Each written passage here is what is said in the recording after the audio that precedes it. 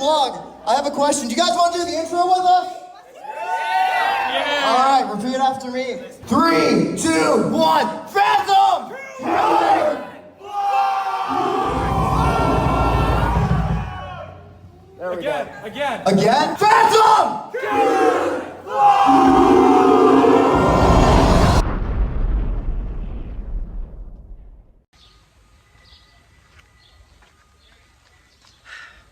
Hey everyone, Phantom Killing Vlogs. It's your boy, Michael here. Phantom! God, I miss that intro. Don't you guys miss that intro? I miss that intro. Oh God. No, I certainly miss coffee. That's the thing that keeps me going after all these years. And how are you guys doing? It's been way too long since I've seen y'all, you know?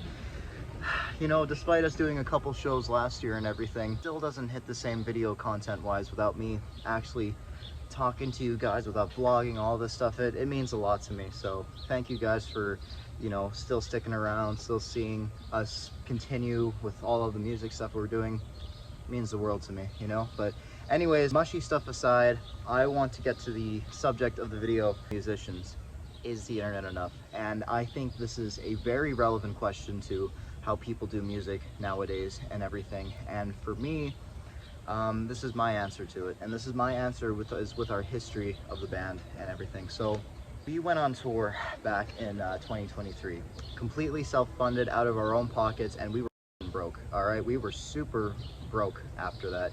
Like we had almost no money. Coming back and everything, I blame fast food for it, but it was something that we wanted to do to bring us out to as many people as we could outside of the internet. And for me, I wanted to be like Metallica in a sense where they toured everywhere. They lived on the road when they were teenagers. They were broke as shit. They were starving. They ate Burger King lettuce because it was the cheapest thing you could get at Burger King at the time.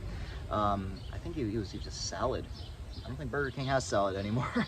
But they were just absolute rebels, and so many bands were rebels at that time, just traveling on the road, being by themselves and stuff, and living in a car. But for me, it's hard to find people like that. Hey yo, me from the future here, just doing a insert. Right now I'm at the Toronto airport. Those are my bags. My guitar is on the oversized, so yeah, I just gotta wait until it's closer to the time that I get to put these bags there, and then yeah, I should be good. I should be waiting to board in a couple hours. But yeah, anyways, back to what I was saying. When it comes to people in the city at the time, and people in the band at the time, it was just kind of like, I need people that need to constantly feel the need to travel, rather than just having like a, oh, this is my home forever kind of thing. Like for me, I needed to find sort of maniacs like myself that want to travel on the road every single other day. Like that's the kind of stuff I think really the band was sort of lacking at the time, which, no fault of their own. They're all great guys, but like honestly for me, I feel like that was where the biggest difference was, where they wanted to go back to Winnipeg and I wanted to just keep going further from that and just explore. So, that was a very big factor in it at the time. So yeah, anyways, moving on. Everywhere from Manitoba, Saskatchewan to Alberta, we completely went west, and I'll never forget, it was the most, I think, extravagant time in my life, just to be out on the road and to travel. I mean, I hardly traveled as a kid outside of Manitoba, so just to see that, it was everything to me. But not as much for the members at the time, and the members at the time, it was Blaze, Ryan, Tiago, and all of them, other than Ryan at the time, had their own band projects waiting for them at home, and they had more family. There was me, it was just me and my dad. That was all I had to come back to. And for me, when we came back from the tour, I was just super depressed. I felt like I was on such a high from here, and then it's just like 20 steps back, 20 steps down. It's like, now we're back here. And that depression followed me for such a long time. Because of that, it gave me some time to think. It gave me some time to look back on my life and say, is this it? Is this the way it ends after all of this time? And for me, I had a plan since I was in high school, but it changed since the pandemic ruined everything, pushed back everything 2 years. My plan was, okay, well, if we don't make it to an extravagant level of notoriety by the time, let's say I'm 23. Like if we make it while I'm 23, then of course we'll stay in Winnipeg and this and that, vice versa, and just use that as home base, right? Makes sense. But if we didn't make it by that point, I would go to another city and see what else is out there. And that's exactly what I did, because the way I see it is just like everything in life, you see it around in your life, everywhere else with people, it's a comfort zone, you know, like your comfort zone is ultimately the thing that will kill you in life. And I think being stuck to that is just the worst thing that could happen. So I knew right off the bat that I didn't want to like end up like so many people I would see at like a warehouse job I would work at in their 50s and regretting their whole life, you know. So I went for it. And these last couple of months, by, you know, God's grace and everything, I prayed for me to have the wisdom to go out here and for me to attempt to just see what's out here. And by God's grace, there's a lot of amazing things. I met so many wonderful people, not even just my roommates, but like people that I got along with in the music scene on like a spiritual level, you know, because for me, thrash metal is such a strong, important thing in my life. And in Winnipeg, it's more catered to the hardcore scene, which is great, don't get me wrong, I think that's awesome. But at the same time, for me, it just doesn't feel like thrashers were super valued there. It was just either, if you're not a hardcore person there, you're not going to get a huge turnout, like if you're just an average metal band, you know. And for me, I always cared about the long hair. Hey guys, future insert of me again at the airport now. This is a flight before mine. I'm here 2 hours or 3 hours early actually, but I still gotta wait 2 hours for my flight. It's the previous one, Flair Airlines. Terrible airline, don't go on it, so it's awful. That's a whole separate topic in and of itself, but yeah, you know, to go over the reason on why this is the final boarding call for... Okay, now that the announcer's done both in English and in French, not like it matters. Yeah, back to what I was talking about here. You know, the reason why I cut my hair was because my family has suffered through cancer a lot.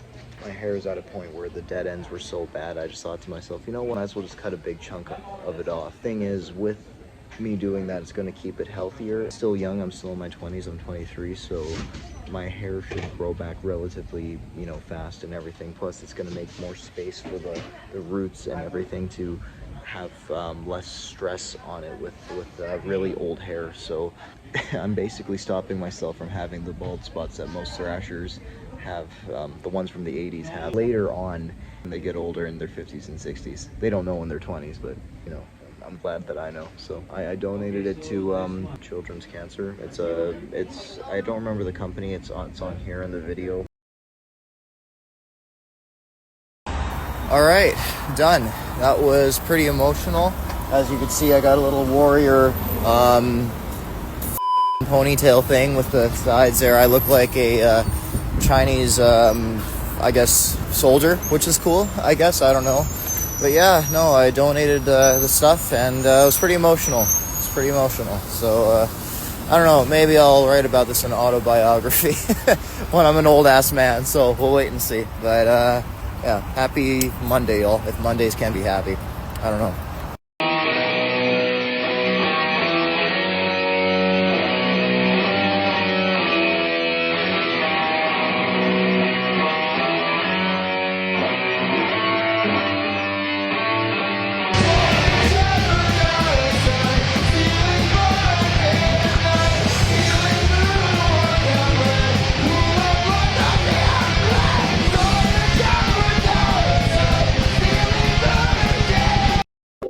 In Toronto, and they take long strands of hair. If you're in the area, please. I always cared about the headbanging, the traditional moshing, not the karate moshing. If you like that, cool, but for me, it wasn't my thing, you know. So I wanted to go out there and see if I could find another flock that matches me, and I did. From everywhere that I went to, I went from Hamilton to Toronto to other places, to the edge of Mississauga, like everywhere I could in Ontario. The reason why I came out to Ontario was because I was actually born here in Toronto, believe it or not. Like, my family moved to Winnipeg for many different reasons, but one of the reasons was that we didn't know the lifespan of my grandfather at the time because he was diagnosed with some form of cancer, and because of that, my parents genuinely did not know how much time he had left. So for me to know my grandparents, that's why we moved. And you know, for me, I've always resented them for that. I've always resented them for that for so long. But then as you become older and you experience so many life things that obviously scare the shit out of you, you kind of realize like there's nothing more to it in life when it comes to family and friends. And for me, I understand why they went, you know, but for me, I felt like it was almost a calling to come back. You know, a king comes back to his kingdom. That's, you know, that Turn of the King story for like King Arthur. That's exactly what it felt like. So it was quite something else, man, to see Toronto coming back, and as an adult after just going through so much life experience. And I knew God was with me through it. I asked him first if this was something I should go through, and ultimately I felt like he gave me the bravery and strength to do that. So I'm just so thankful to God that I've made it this far, you know, despite me being broken. This recession that Canada's in right now for a lot of Canadians, but we're not here to talk about politics and all that stuff. We're here to talk about music, but back to it. And man, I met some of the most wonderful people with connections to record labels, connections to other musicians, everything. And I think that's the plan. I think the plan is, me and Bryce specifically, I think we're really gonna try to go somewhere else in the future. You know, do you need to travel outside of your comfort zone to meet people, you know, when you have the internet? In theory, you can, but at the same time, you don't get the life experiences through a screen. I mean, sometimes you get lucky, like Stevie T or Jared Dines or whatever. You get lucky with a video and just trends, but at the same time, you're chasing gimmick after gimmick, like Rob Scallick and metal in libraries or this or that or whatever. Like, you always have to up the ante, but it's never about original stuff because people don't care about it unless you're part of like a label that advertises it. So for me, a hard to swallow pill was knowing that Manitoba, a lot of people just, I think they stick to the internet because it's all they know and they think anything is possible from there, which is true. But I think ultimately at the same time, that's not what I wanted in my life. So that's why I ventured out, because I wanted to recapture some of that energy here and, you know, to make videos out of it. And I think with this, there's just going to be one, because ultimately I think I got what I came here for, you know. I met wonderful people, I have wonderful experiences, but ultimately, people back at home miss us. I've been getting constant messages about shows, constant messages of when is Phantom Killing coming back, when do we come back, and I would always just say, who knows, maybe in a couple months, maybe I'll come back for a visit, but ultimately, this is the way I look at things right now. I need to get my driver's license. Yes, I know I'm 23, I don't have it, but hey, some people in their 30s don't have it, so I'm still doing okay, I guess. But you know, I need to get my driver's license.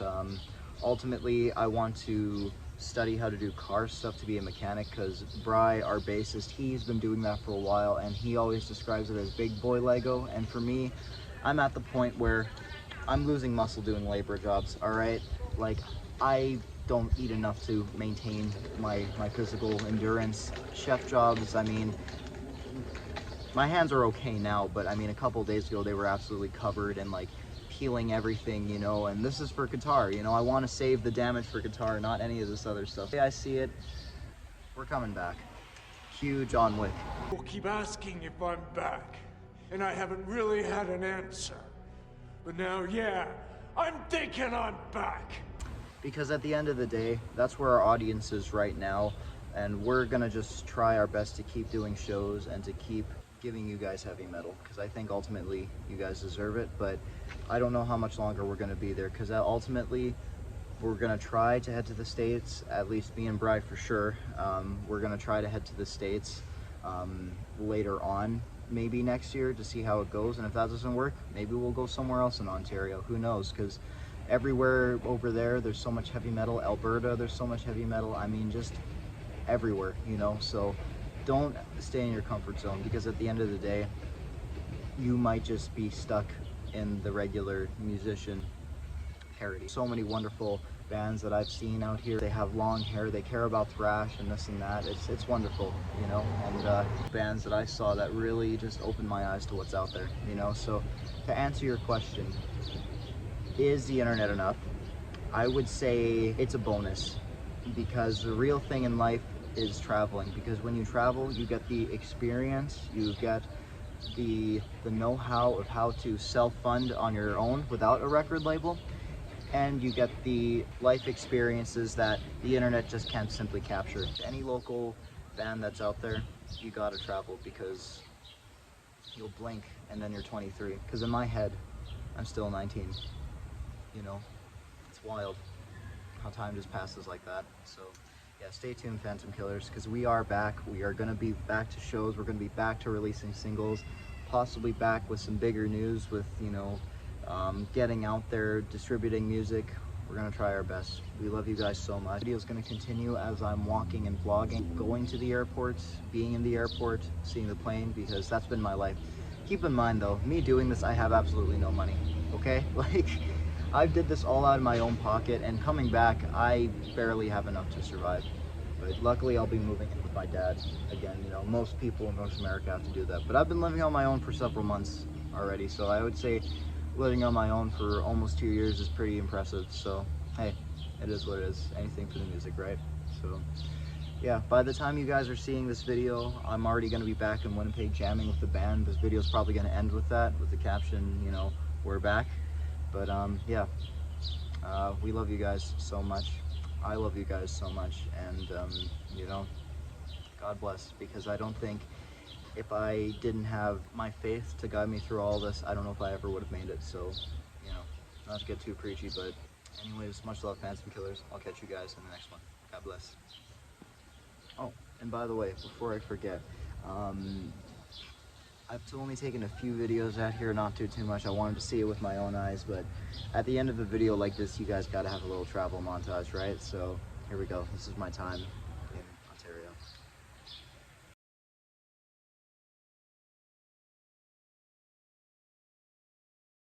Holy shit, we made it, boys.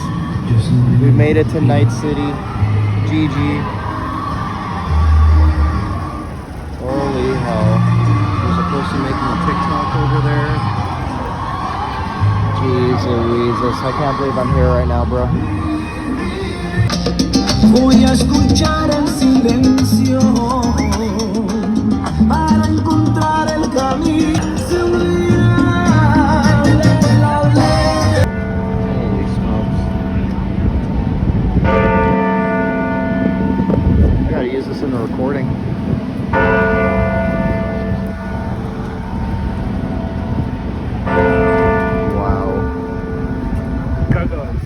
Yeah, I know, that's insane. Ching, ching, ching, ching.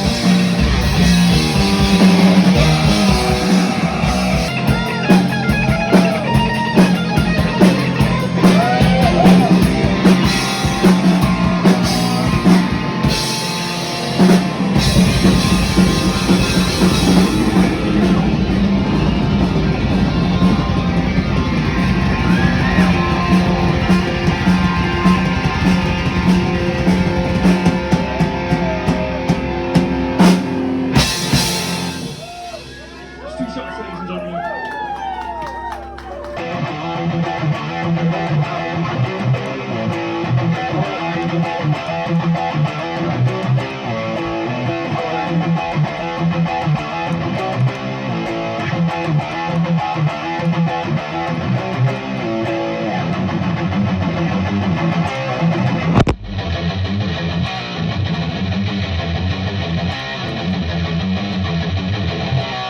Bro, this ain't a drill. My boys, Toronto casually just has beer in Walmart. Like it's a freaking Monday. Look at that. Look at all these options just casually out here in the drink aisle. Unbelievable. The setup right now, I'm still working on the final kinks.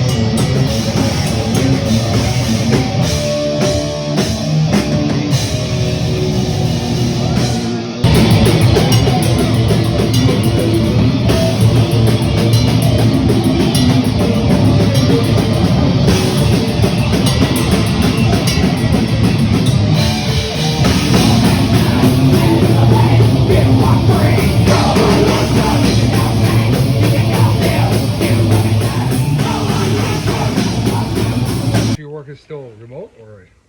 No. I'm going to 2 days a week. All right. Oh my god.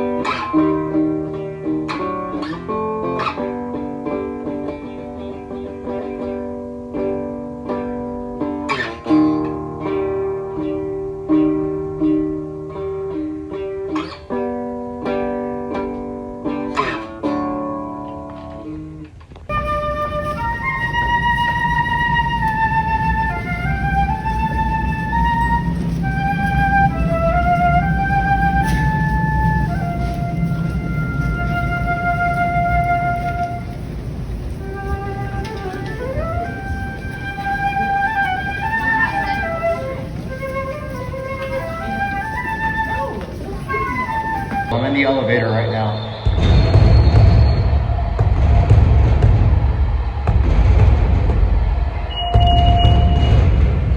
I'll be back.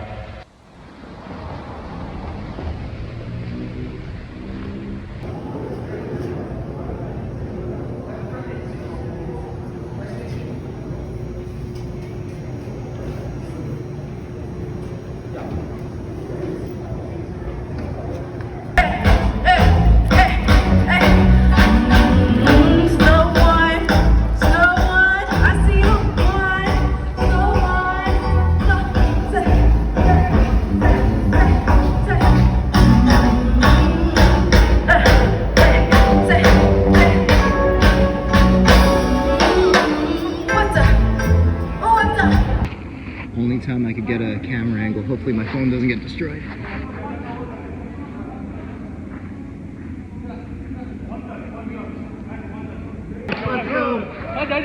Do I have permission to sue? Good, Mike.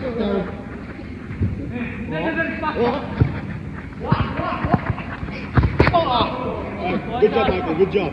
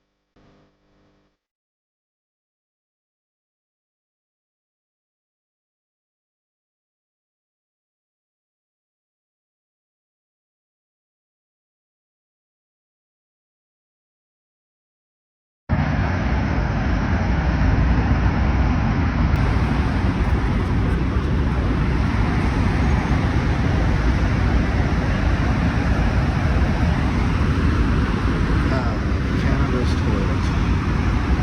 I was gonna say Winnipeg is Canada's toilet, but that's assuming. There's toilet.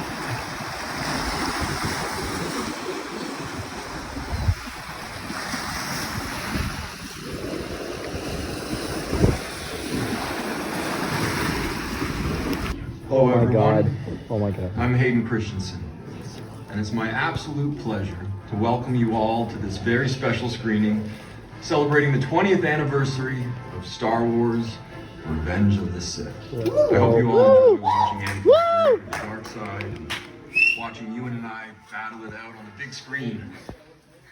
So now let's get to the movie, because this is where the fun begins. Thank you. May the Force be with you. Said the thing. Holy.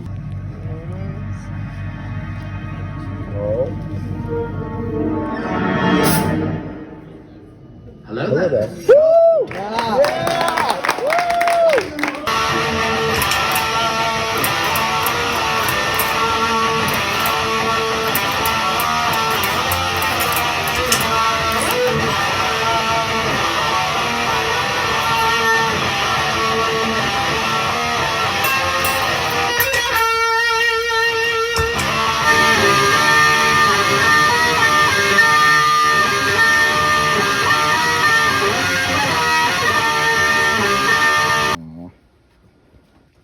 This is the greatest thing. Oh my god, there's so many of them. Oh, so cute. Okay, I'll leave you guys be now. Oh my god. Bro, I'm actually gonna cry. Oh man. Hey buddy. Oh my gosh.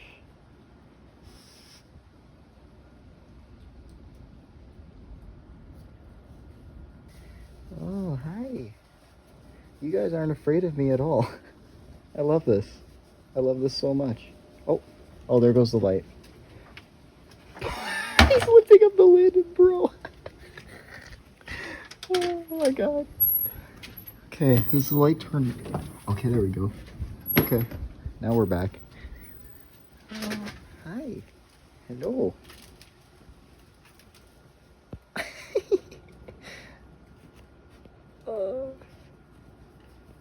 This is amazing. Wow, you guys are fat. This is like a restaurant for you guys, hey? That's what happens when you share a place with roommates in a bungalow. Hey. Did you scare yourself, buddy? With your own noise? Aw. Better than any Disney movie ever made.